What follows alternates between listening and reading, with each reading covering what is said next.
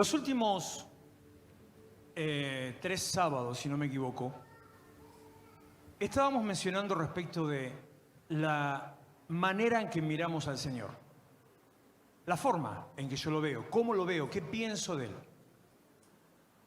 Y recuerdo, creo que fue el sábado pasado, hacía un hincapié en que la forma en que yo lo vea, eso determina cuál va a ser el nivel de mi bendición. Que tengo que bajar a Jesús de la posición solamente humana y llevarlo a una posición espiritual. Verlo no solo a Él como un hombre con todo lo que hizo, sino verlo a Él como Dios.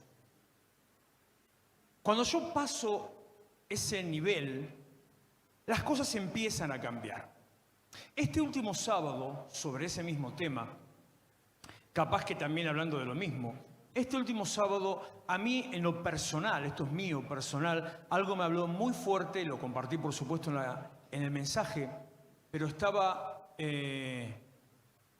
Dios me habló muy fuerte a la tarde sobre eso.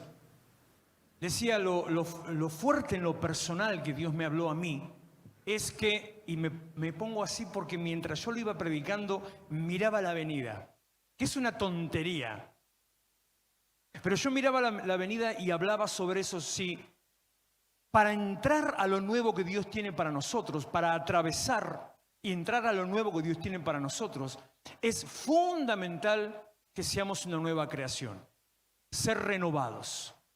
Y que si no existe esa nueva creación, no puedo entrar a recibir lo nuevo que Dios tiene para mí. Eso nuevo que Dios tiene y esa nueva creación, esa nueva forma, está ligado con esto que yo le estoy diciendo. Y ahora enseguida le voy a enganchar con lo que le hablaba de digno. Está ligado con esto, porque entrar a ver las cosas de otra manera, entrar a recibir lo nuevo y lo bueno, quiere decir también ver a Dios en la manera que Él lo merece. Reconocer a Dios como quien Él realmente es. A veces, durante mucho tiempo, la iglesia pasó por, no me refiero a nosotros, sino toda la iglesia en general, pasó por épocas entre las cuales, por ejemplo, la iglesia universal hizo estragos en la manera de presentar el mensaje, y ese famoso lema de pare de sufrir se empezó a contagiar en todos. Entonces, hubo una época en los últimos 20 años, 15 años tal vez, donde la gente iba a la iglesia solamente para ver si encontraba algo.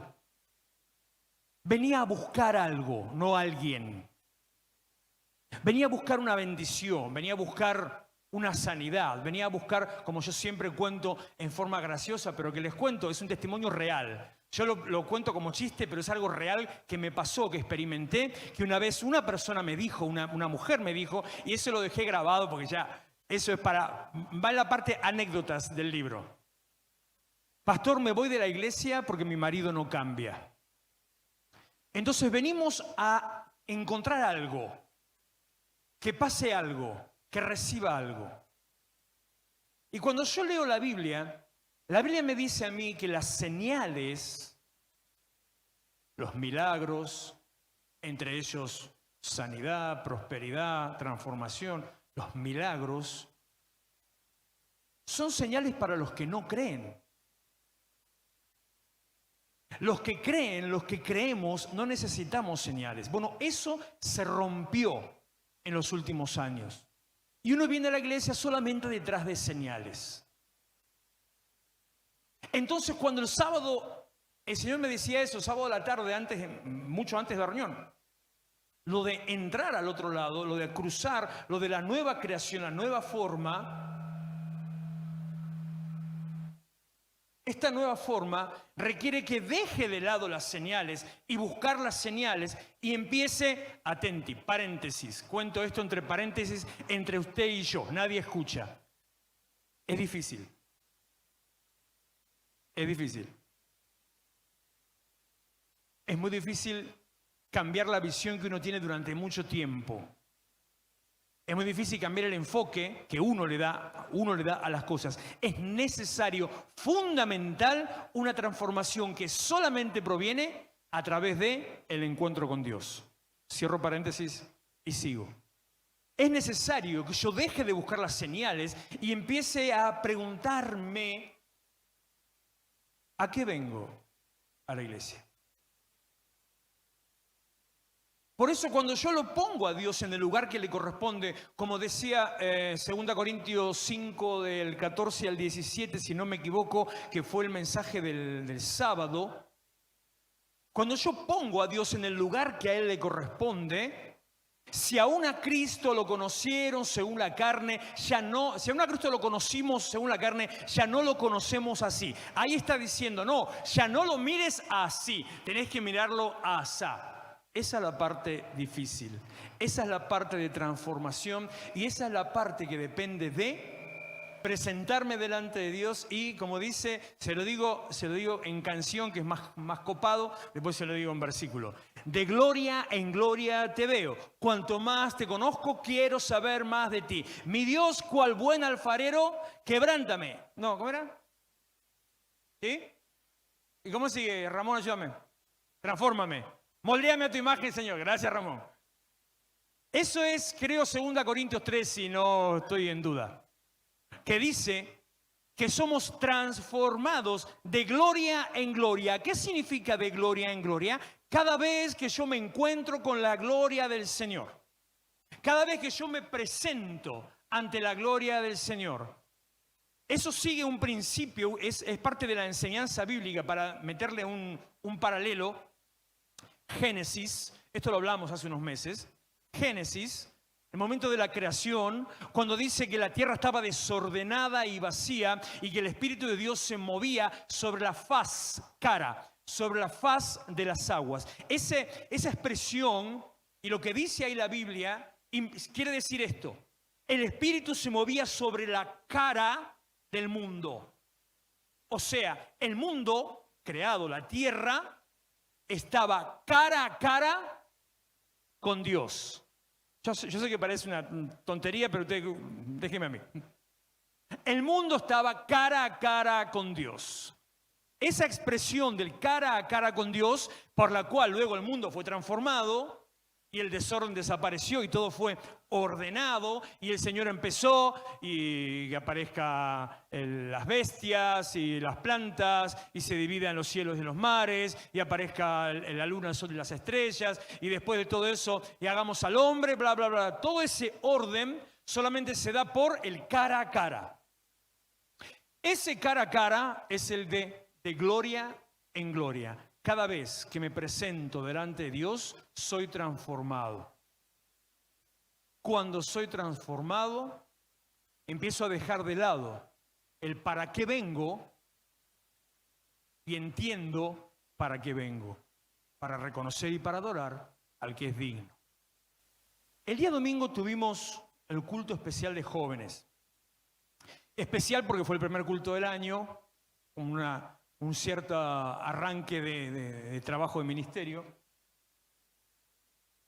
Muchísimos cambios que estamos en todos los ministerios y fundamentalmente también dentro del Ministerio de Jóvenes, cambios totales.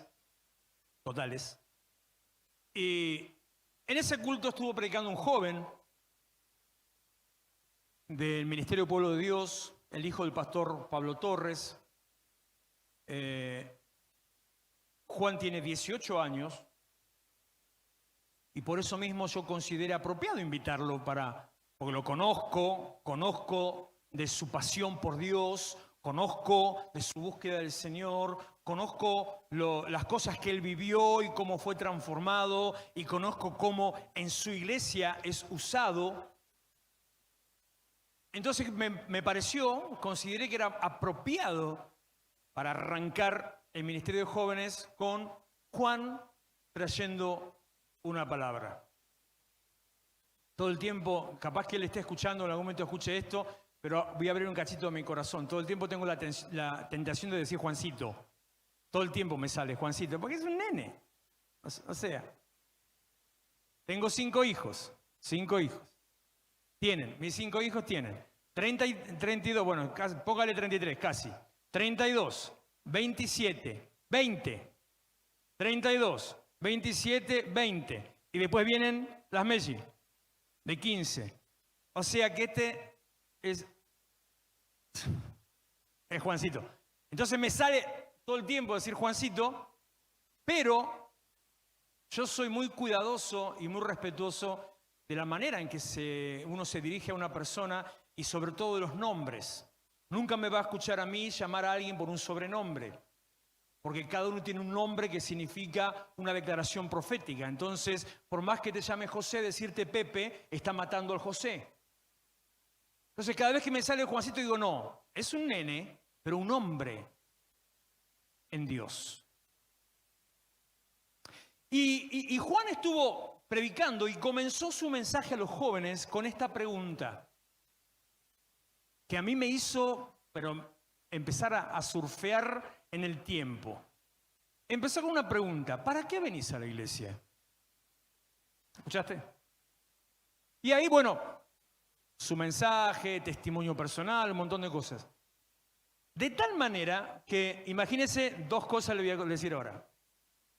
¿Cómo habrá sido el impacto en lo espiritual que terminó la reunión? El domingo teníamos la reunión de jóvenes, el culto especial de jóvenes, y pegado, seguido, terminaba y ya empezaba la reunión general de las 7. O sea, era todo seguido.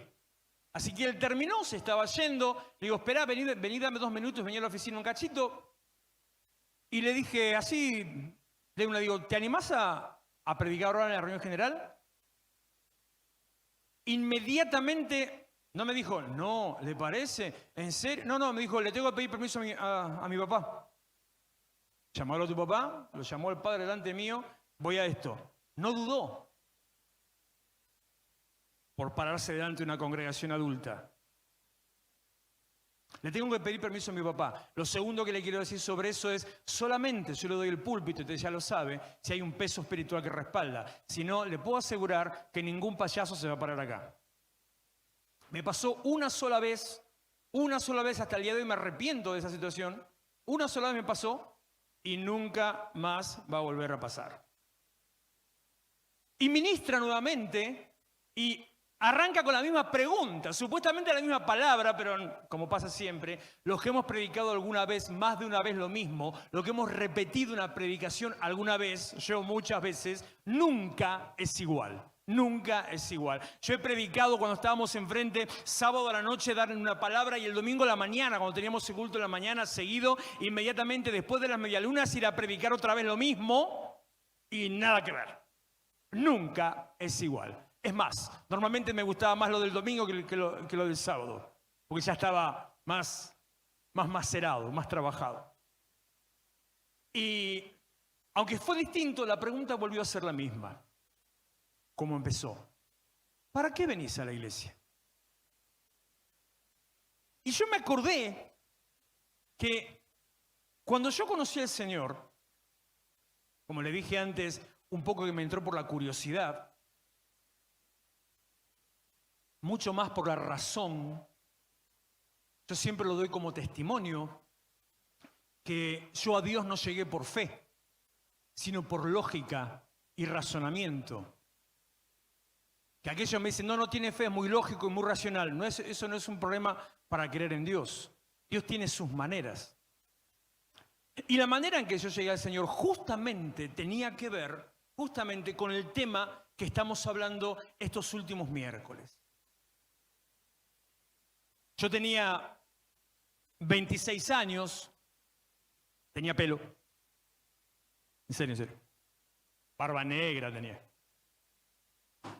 Y siempre me gustó la política, siempre. Siempre me gustó tanto local como internacional. Siempre, así como me gustaba leer, le dije antes, siempre me gustó interesarme en todas las situaciones internacionales. Imagínese, bueno, con lo que voy a decir ahora, alguno me va a tratar más o menos de prehistórico, ¿no? Imagínese que no existía internet. Obviamente, por supuesto, tampoco había celulares. Ni una cosa ni la otra. Entonces, parte de mi trabajo, yo trabajaba en una empresa extranjera, en una oficina. Parte de mi trabajo era, cuando llegaba a las 9 de la mañana, lo primero que tenía que hacer era leerme 2 diarios. Los 2 diarios enteros. las partes interesantes, no me leía todo completo, sino las secciones que tenían que ver con el trabajo. Entonces, todos los días yo me leía el diario Clarín y Ámbito Financiero. Todos los días. Entonces estaba muy empapado de todas las novedades.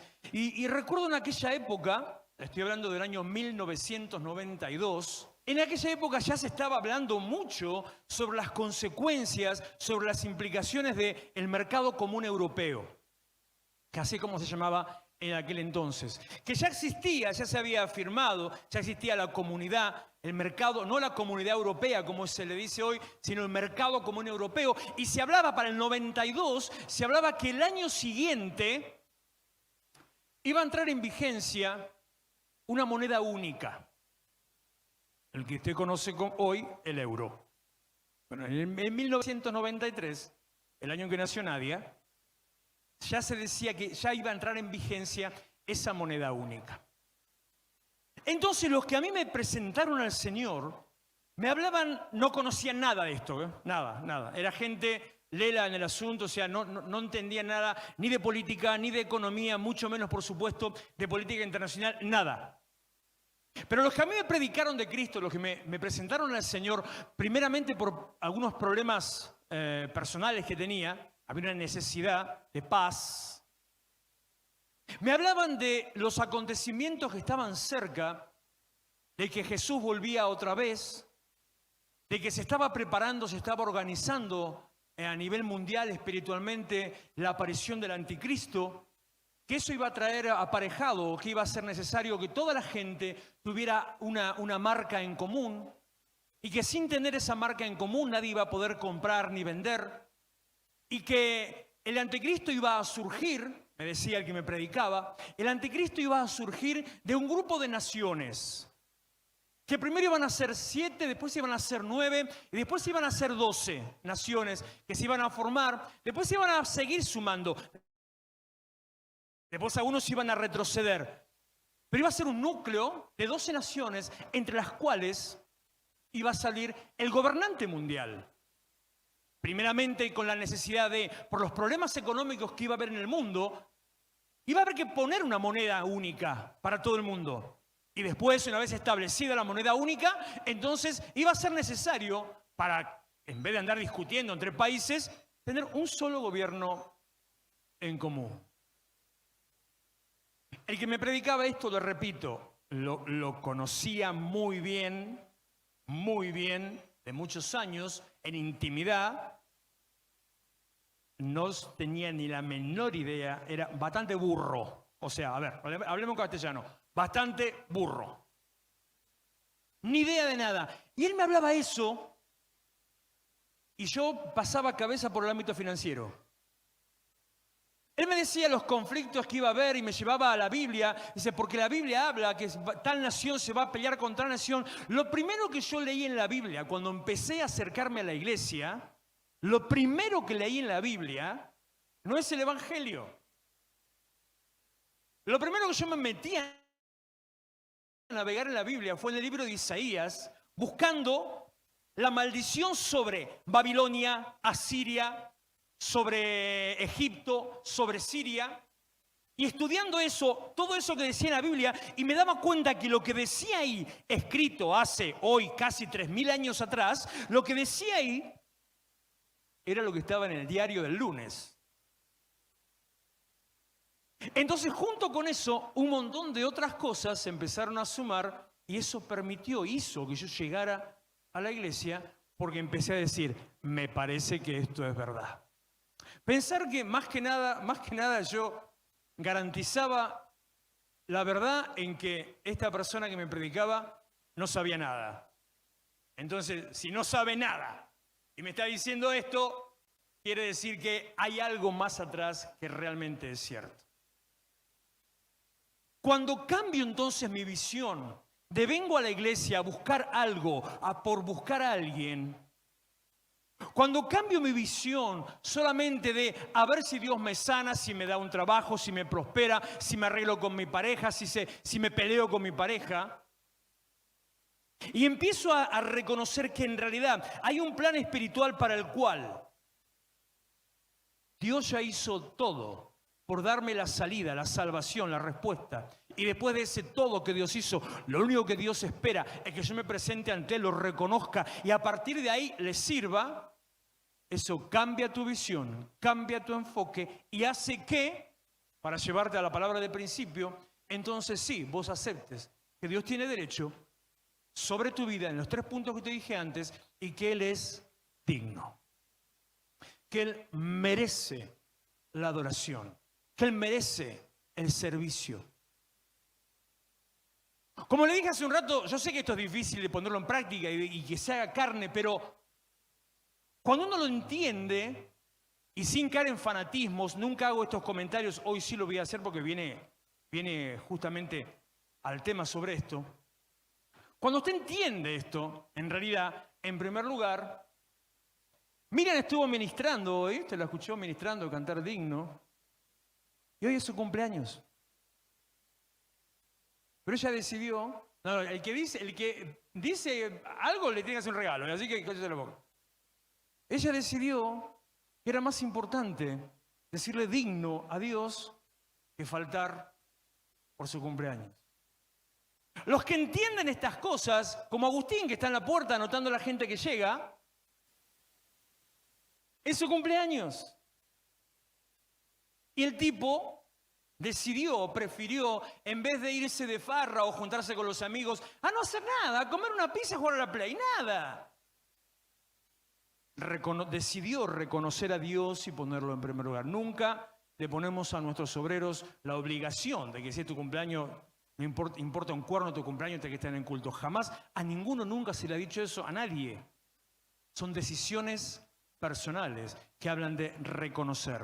Más allá de los errores que uno pueda tener, que por supuesto siempre va a haber, reconocer que Dios es digno.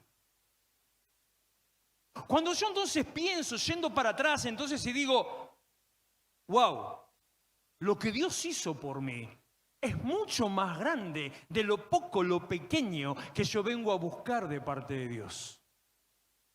Que vengo a buscar el detalle, vengo a buscar la añadidura que dice Mateo capítulo 6. Busquen primeramente el reino de Dios y su justicia. Busquen primeramente la vida del reino. Busquen primeramente el reino de Dios y la vida que a Él le agrada. Y todo lo demás, y lo que dicen los versículos anteriores, son las cosas habituales por las que nosotros luchamos. Sustento, trabajo, vestimenta, vivienda. Todo eso, dice, todo lo demás, ponga a Dios en primer lugar. Busque en primer lugar a Dios y su reino, la vida del reino. Y todo lo demás le vendrá junto con eso. Pero si busca solo el resto, va a recibir el resto sin Dios. No te sirve ni para cambio. No te sirve para nada.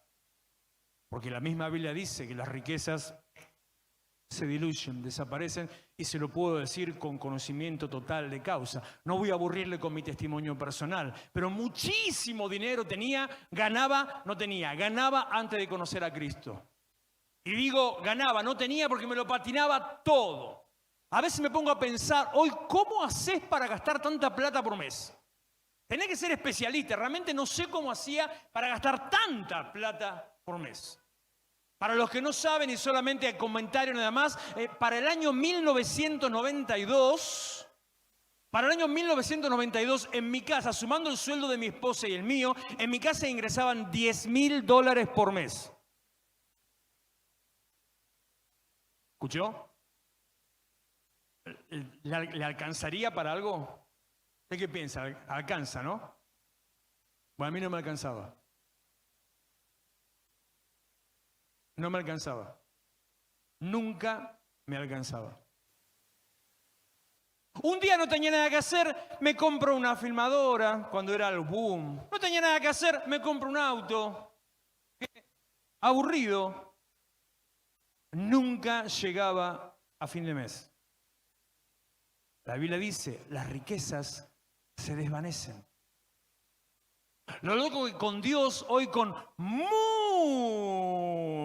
menos, pero no me alcanzan las U, mucho menos que aquello, vivo perfectamente bendecido. Perfectamente bendecido. Por eso también, que le dije que era el tercer punto, es que Dios es digno, por creación, por redención y por provisión. Dios es digno. Porque cuando, como le dije hoy a mi hija en forma personal, le digo, sé siempre fiel con Dios. Y Dios siempre va a ser fiel con vos. Cuando usted es fiel con Dios en todo, Dios es fiel con usted en todo. Busquen primeramente el reino de Dios y la vida que le agrada y su justicia, y todo lo demás le vendrá añadido. Por eso tenemos que sentarnos, analizar y ser entendidos de los tiempos. Por eso es que, si bien empezó por una cuestión distinta hace 3 semanas atrás, pero por eso es que tenemos que empezar a meternos en estas circunstancias para entender el mundo en el que vivimos, las situaciones que nos rodean y hacia dónde vamos.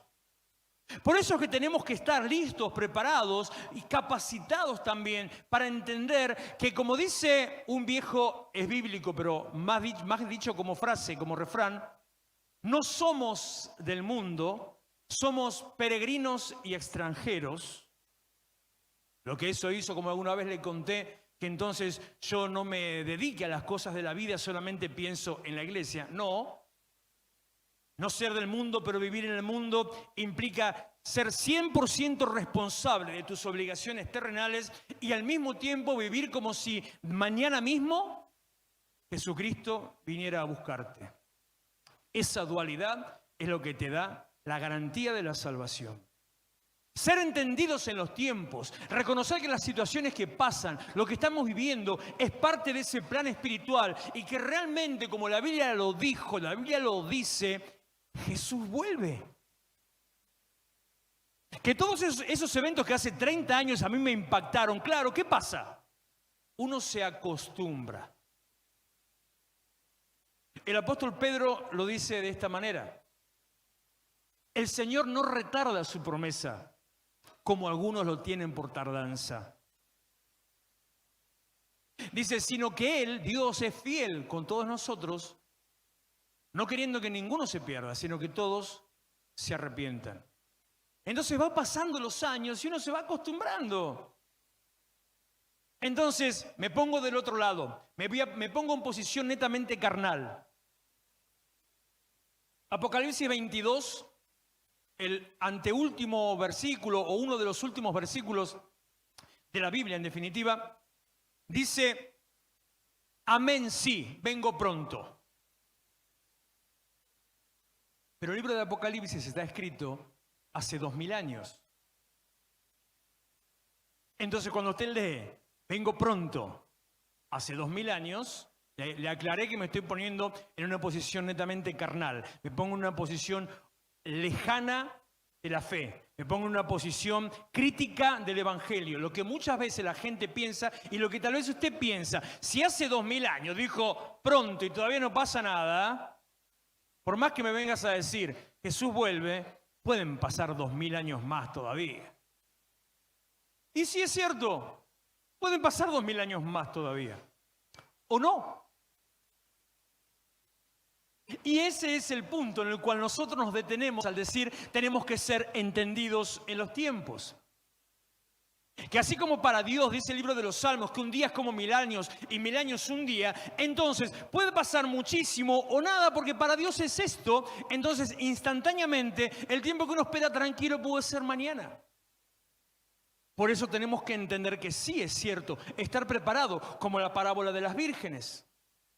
Mateo capítulo 25, la cual esa parábola es una de las señales de los tiempos. Es una de las señales del cumplimiento de la venida. La parábola de las vírgenes, Mateo 25, enseña que toda la iglesia se durmió. Toda la iglesia.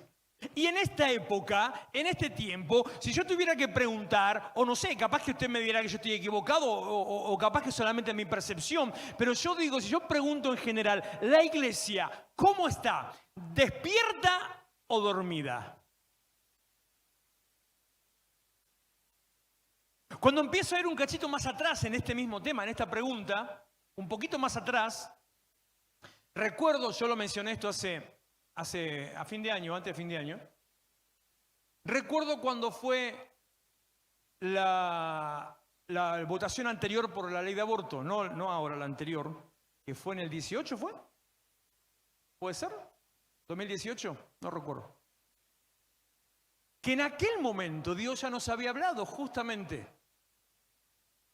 Que si la iglesia solamente se dedica a encerrarse a orar, pero no salir a formar, aunque haya miles en la plaza levantando las manos en oración para que la ley no salga, ¿quién está adentro para poner su voto para que la ley no salga?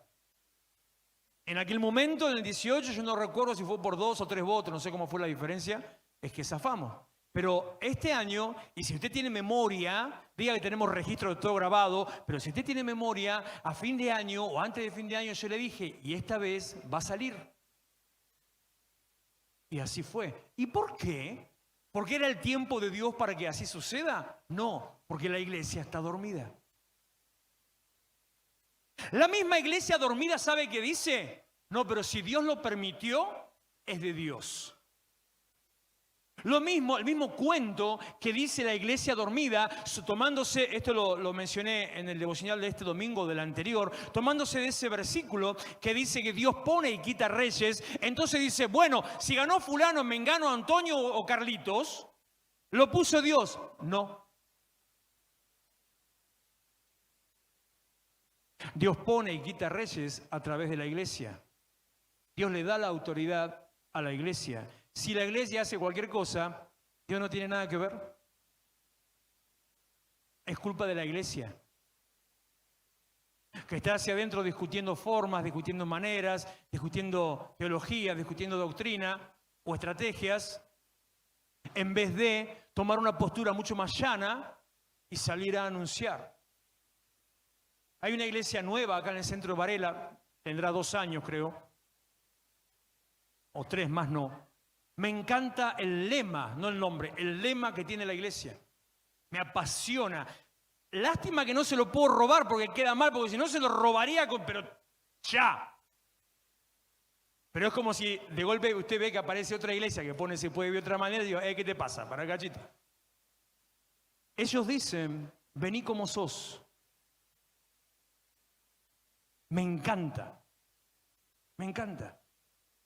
Ese es el concepto. Eso es lo que Dios nos habló el año pasado de diversidad, ¿te acordás? Vení como sos. Con lo que tengas, con lo que te pase, como seas, con lo que creas, con lo que te percibas. ¿Te crees que sos un árbol? Vení a la iglesia, no importa. Un árbol que adora, no interesa. No juzgar la forma, ay, porque mirá cómo estás, ay, lo que te decís. No, mirá, para venir a la iglesia primero tenés que cambiar tu vestimenta. No. Para estar ahí tenés que cambiar tu vestimenta. No para venir a la iglesia. Para estar ahí tenés que cambiar tu conducta. Para ser ministro tenés que cambiar tu conducta, tu forma de hablar, tu manera de vestirte. Pero no para venir a la iglesia, porque necesitas ser transformado. Vení como sos. Ese es el llamado al cual Dios nos manda. Eso es lo que tenemos que hacer. Anunciarle a la gente. No aconsejo salir a decir Cristo viene, porque nos van a tirar más locos lo que somos. Pero entendiendo yo que Jesús vuelve, salir a decirle a la gente, hay una alternativa distinta, hay una esperanza para tu futuro, hay un camino de paz que Dios tiene para vos, hay una esperanza para tu economía, hay una manera distinta de vivir y de pensar. Acércate a Cristo, acércate a Jesús y vas a poder experimentar algo que nunca viviste antes. Y todas esas cosas son verdad, usted las puede predicar con total libertad, porque así será. No diga Dios te va a sanar, porque no sabemos. No sé si Dios te va a sanar. No sé si Dios va a sanar a tu hijo, a tu hija, a tu esposo, a tu esposa, si va a hacer que tu marido vuelva o que se vaya. No sé. Pero lo que sí sé es que Él te va a dar paz y te va a poner delante de la transformación, delante de una confrontación con tu vida, que te va a dar una nueva esperanza de vida, que va a cambiar tu manera de pensar y tu manera de ver las cosas. Es necesario que la iglesia, que vos y yo entendamos los tiempos en que vivimos y así entonces entender que, vuelvo a la canción original para no dejarla ya solita, que Él es digno de que estemos delante de Él para darle gloria. de que lo pongamos a Él en primer lugar. Repito al paréntesis aquel, yo sé que es difícil. Yo sé que es difícil. Yo sé que es mucho más fácil organizarse la vida, más si uno es de esa gente que le gusta planificar su vida, me parece bárbaro. Entonces, no, hago tal cosa, hago tal cosa, hago tal cosa, hago tal cosa, tal día voy a la iglesia. Me parece bárbaro tu planificación. Pero con la planificación no se transforma la vida. La vida se transforma con el encuentro con Dios. Y si vos te dijiste, no, yo voy a ir a la iglesia los miércoles. Y resulta que el domingo ibas a tener un encuentro con Dios. Ah, no, porque si Dios quiere hacer algo conmigo, esta es sección mentiras evangélicas. Si Dios quiere hacer algo conmigo, Él lo va a hacer cuando yo esté. ¿Y vos qué te crees? ¿Que Dios es tu sirviente? ¿Que te va a pedir turno, Dios? ¿Que Dios te va a decir a vos, a ver, Gastón, ¿cuándo me podés atender? Decime si lo pongo en mi agenda. Tenemos que cambiar la visión que tenemos de quién es Dios.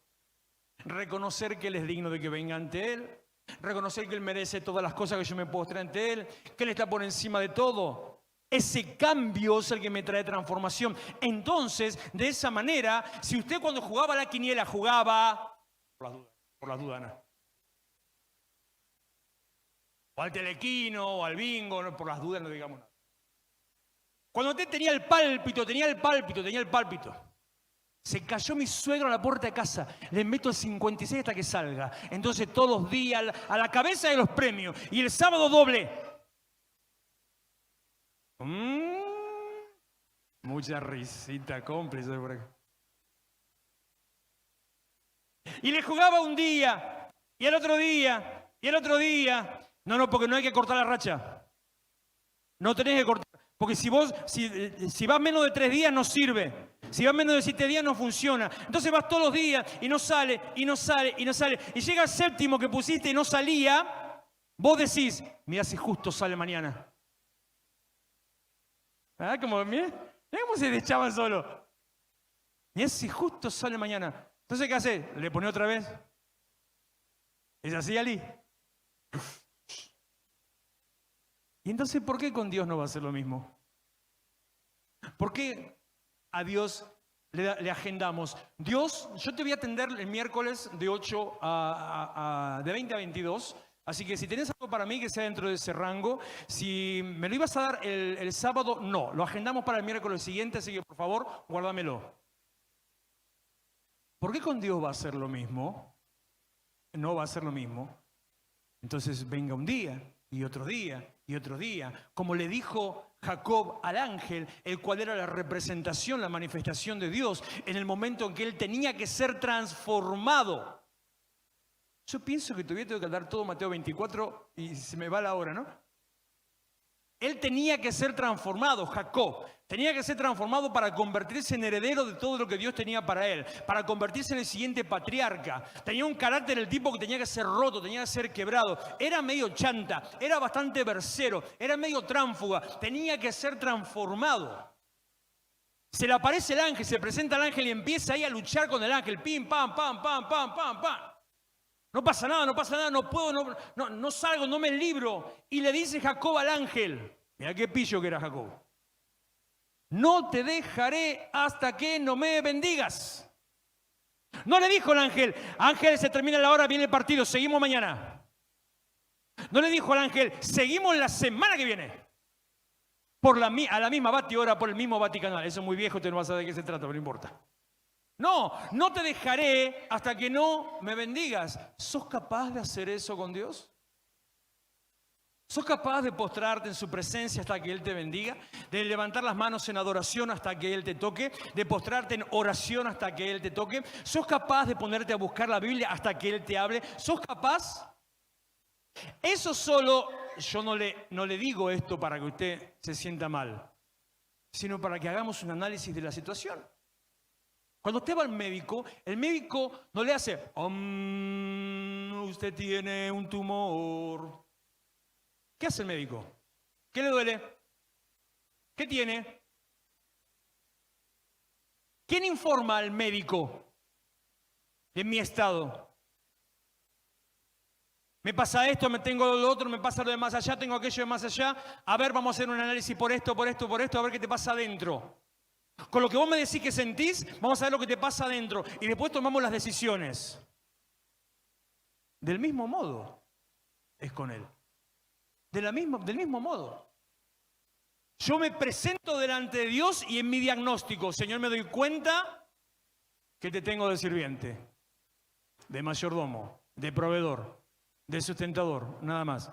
Tengo que cambiar. Ok, vamos a hacer un cambio. ¿Cuál es la receta, Doc? De gloria en gloria te veo. ¿Cuál es la receta, Doc? Solo ante ti yo me inclino. Cada vez que yo escucho esa canción, esa parte de esa canción, pienso, mi cabeza hace... Pienso ante todas las cosas que en algún momento me incliné.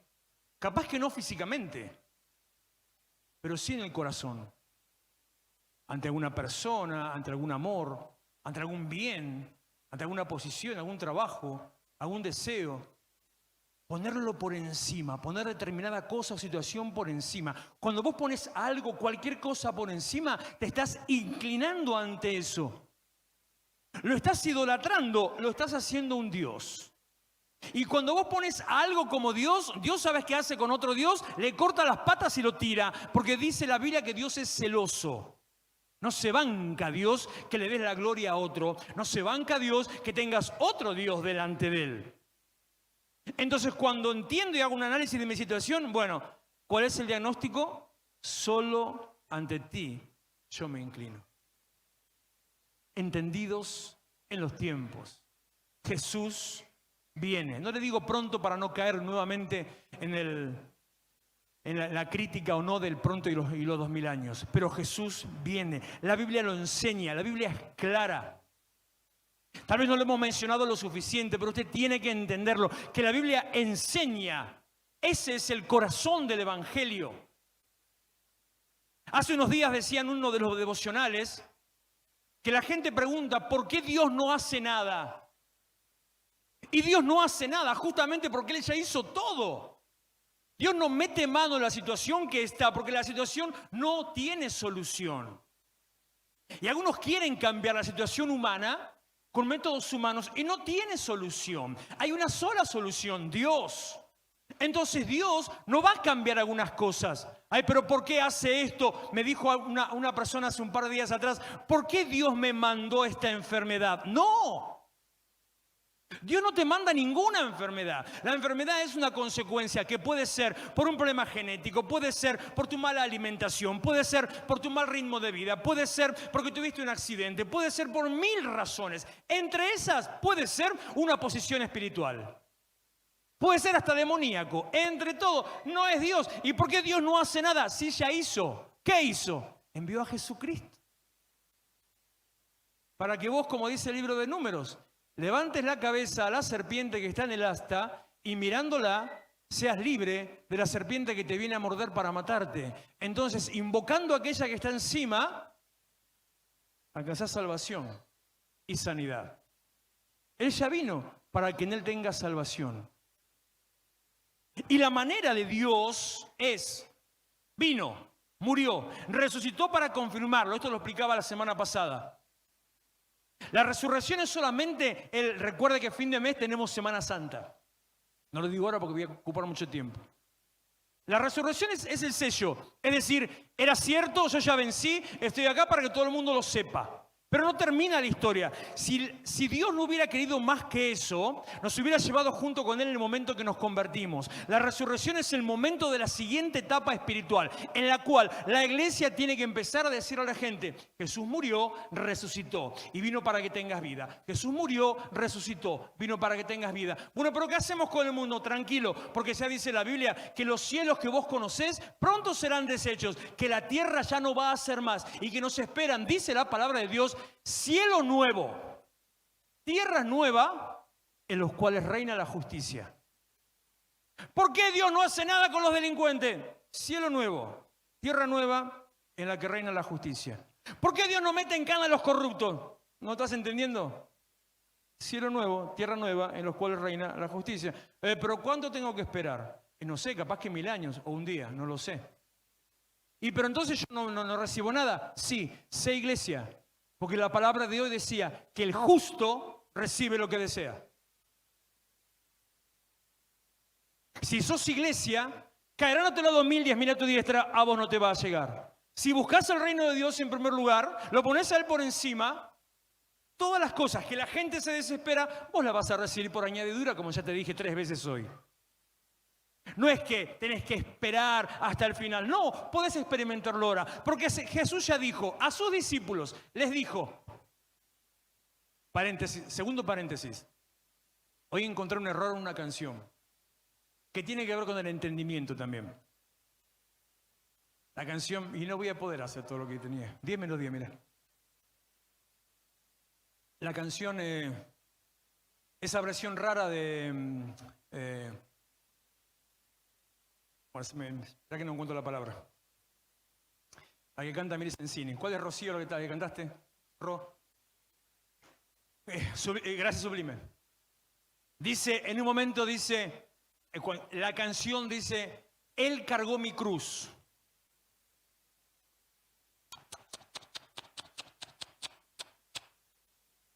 Si ustedes quieren ser mis discípulos, tome su cruz y sígame.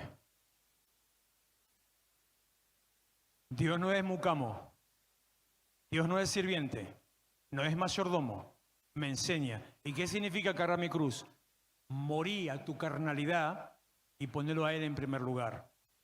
Entonces, la gracia sí hizo que Él muera por mí, pero para que yo muera a mí.